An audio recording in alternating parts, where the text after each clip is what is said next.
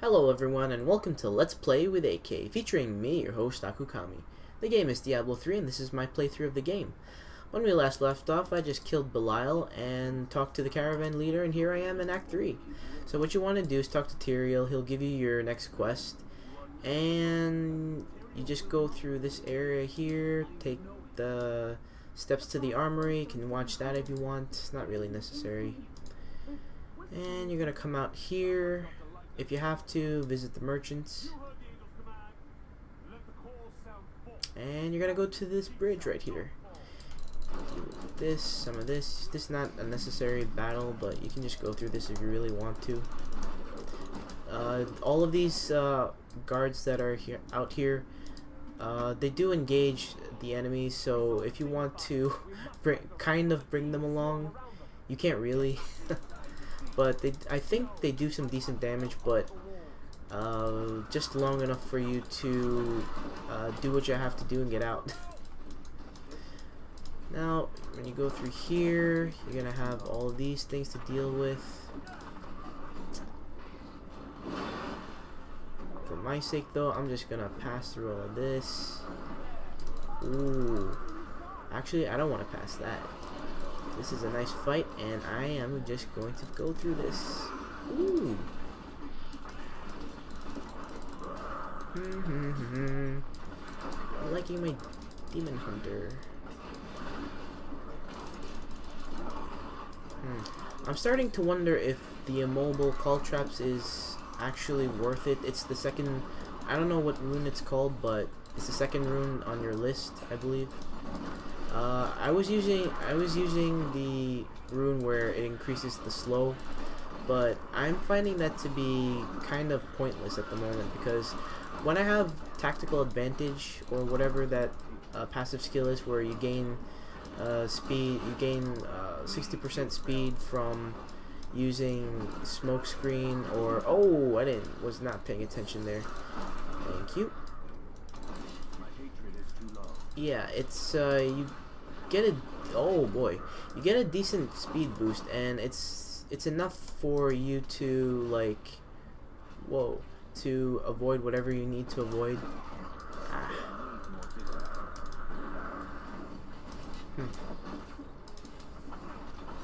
Whoa.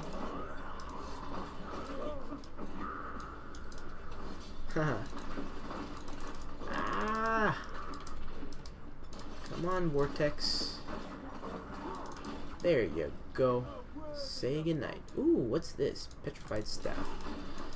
So yeah, I had to actually go all the way back there just so I can deal with that thing. I hate those things.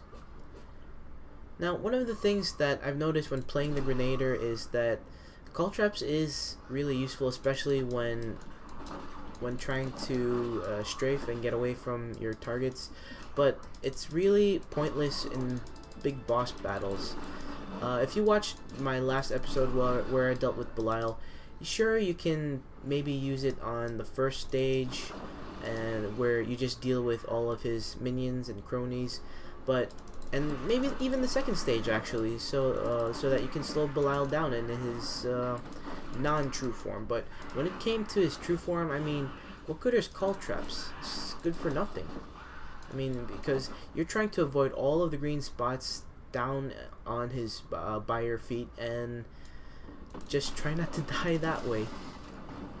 Okay, anyways, when you get to this area right here, you're gonna want to start looking for those torches. So this is actually the third or fourth time I went through this quest. I was having some problems with my recording, and I decided to change my recording setup a little bit.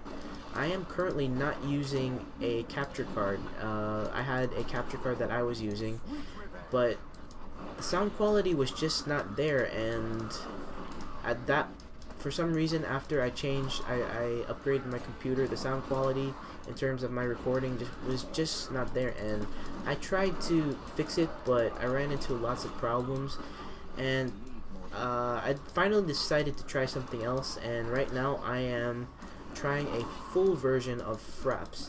I went out, spent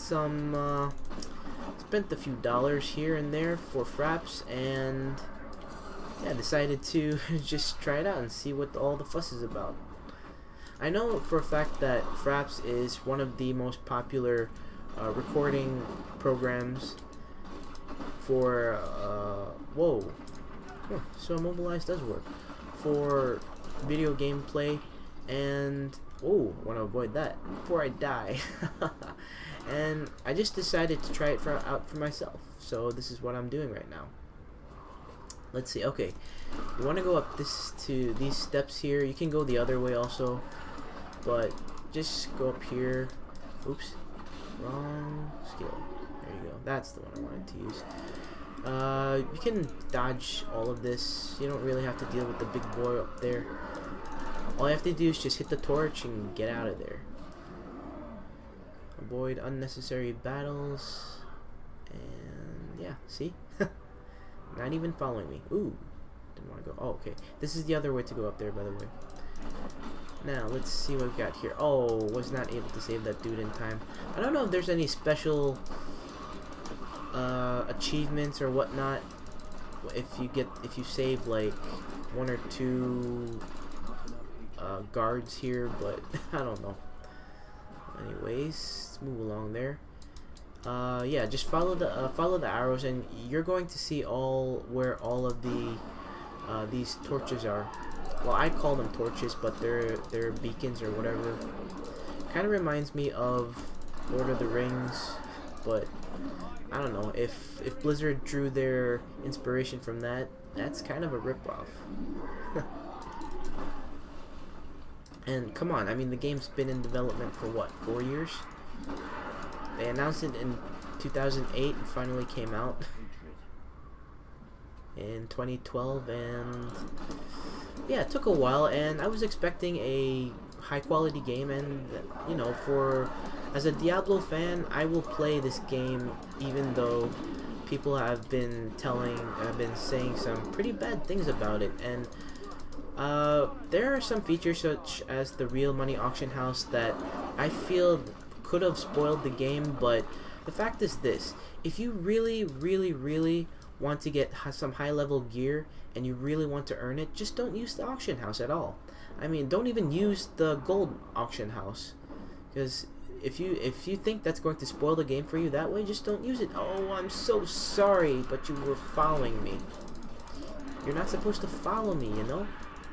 It's not good for you. Only my Templar can follow me, and my bat. Oh, well, that is... I'm using my bat, but whatever.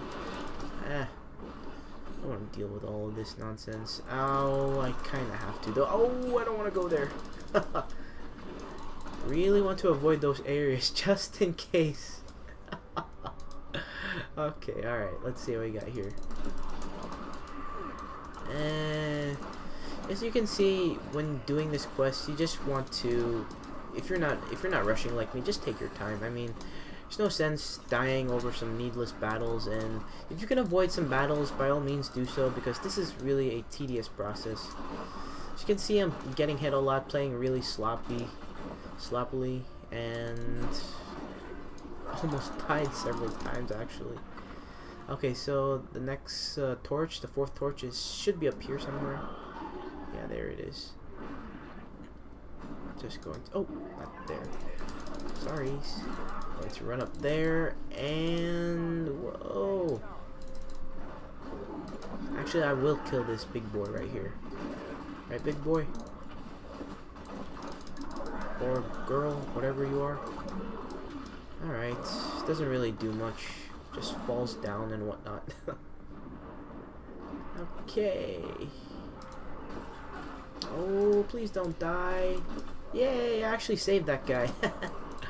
Alright. Now, one of the things I'm fully aware of is my clicking with my mouse and sometimes my keyboard, and there's not really much I can do. But the microphone that I'm using right now, it kind of picks up just about anything within range, so yeah, this is the best I can come up with for the time being. I'm actually thinking of looking for a mouse where the clicks aren't so loud, and yeah, just some soft clicks for the but I don't know what kind of mouse that would be. If you don't already know him, I mentioned it several times, but I'm using the Logitech G700, and I really like this mouse. It's got enough buttons for me to use, well, in addition to the right and left mouse button and the scroll wheel. But I mean, what I mean is, there are some buttons on the side of this thing that you can make use of. I mean, I've recently just made use of the macro keys on the sides of my mouse, and they're really cool. I'm actually playing the game mostly with my mouse. The only thing I'm doing is I'm using my keyboard for is to hold shift and whatnot, and just any other features that aren't attacks or whatnot. And I think it's nice. I think it's cool.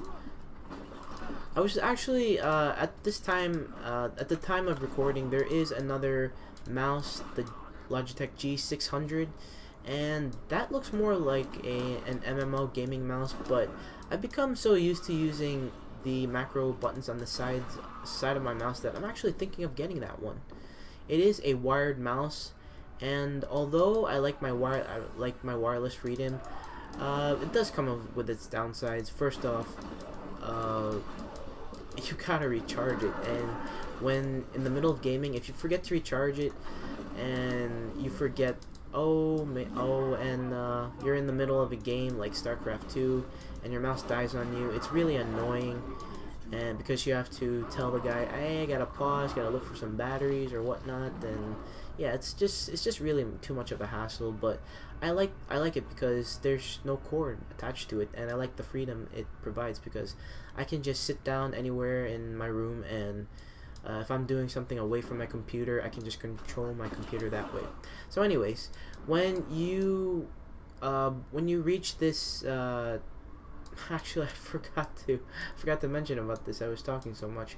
When you light this final beacon, you move on to this area right here, but I think I'm going to save that for a next time. So if you like my commentary and videos, please subscribe to my channel. Also, thumbs up and like this video. If you haven't already, please hop on over to my main channel and check out some of my other content. I do have some StarCraft 2 videos up there, and I plan on moving actually to casting pro replays instead of just my own games. I may not be very good at it, but I guess it's good practice, and I can adjust how I cast my games and whatnot, then find the casting style that really suits me. Alright everyone, thanks very much for watching, and I hope to see you on another episode of Let's Play with AK.